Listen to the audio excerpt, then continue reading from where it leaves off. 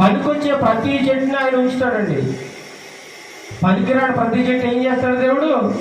నరికేసి అగ్నిలో పడేస్తాడట. మరి మనం పనికొచ్చి బిడ్డలుగా ఉన్నామా, పనికిరాని చెట్టులో ఉన్నామా? మనందరికీ ఏది ఇష్టం అండి? పనికొచ్చేదే ఇష్టం. పనికిరాని ఎవరు ఇష్టపడతారండి? ఇష్టపడరు. అలాగే దేవుడు కూడా మనకు పనికొచ్చే బిడ్డలుగా ఉండాలట.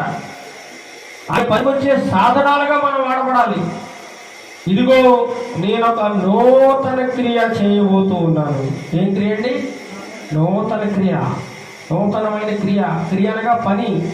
మన జీవితంలో దేవుడు ఒక నూతనమైన కార్యం చేయబోతా ఉన్నాడు.